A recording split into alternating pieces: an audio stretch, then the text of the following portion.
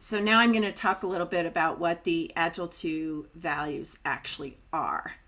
And before I Lisa, get it, oh, yes. sorry to interrupt you. I just wanted to Oh, get go this. ahead. You have a question. I did put the link for how they can get some more information, but Arun has a question about, can we join this Agile 2 team to learn and share knowledge? If so, can you provide the link to join? I did type in your Agile 2 net link, but I didn't know if before we got any further if you could answer that for Oh, him. sure. No, thank you so much for letting me know Yes. that there was this question, because I have it on the other screen, and it's hard to talk and read your speaker notes and watch the chat at the same time. Um, so yes, there is a way. The best way right now to engage in conversation is in the Agile 2 group on LinkedIn. And if you get the slides from, I think Mindy put them in the chat. At the end of the slides, there's a link to that, but you could also just go to LinkedIn and look for the Agile 2 group. It's a private group. You need to request to join, but I think by now there's like over, I don't even know. Last time I checked, there were over 1,000 people in the group. And they talk about some of these Agile 2 ideas and discuss different aspects of it, because there's a lot to Agile 2, and not everyone agrees with everything, and that's okay. And so sometimes we have these discussions around what we like, what we don't like, or how we're applying these ideas in our organizations and how that's working out, and we share information. So that's a good place to converse about it.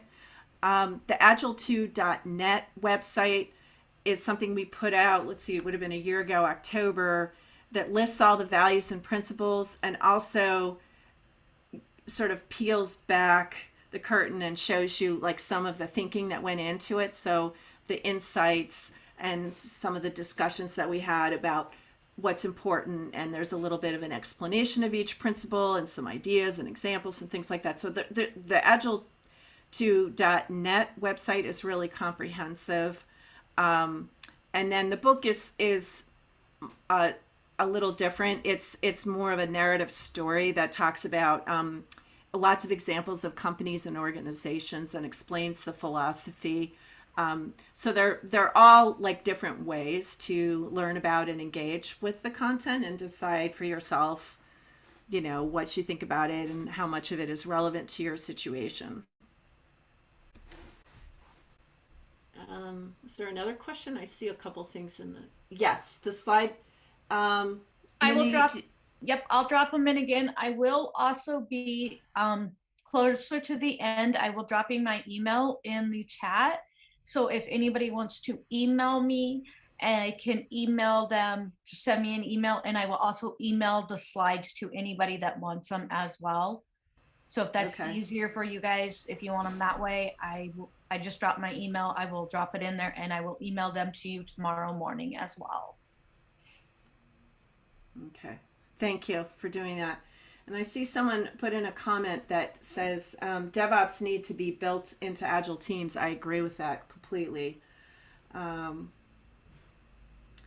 and creating a separate DevOps team has been a fundamental flaw, because the whole concept of DevOps is that everyone's a DevOps person, right? We're all cross-functional, and we have to support the things that we built, and we need to have constant communication. So the whole concept of having a separate DevOps team, I think, speaks to what I was talking about before about how DevOps is really technical, and organizations that aren't as sophisticated, who are new to this and don't understand agility and don't understand DevOps, they think that what they need to do is hire senior DevOps engineers, give them a team, and they've got their problem solved.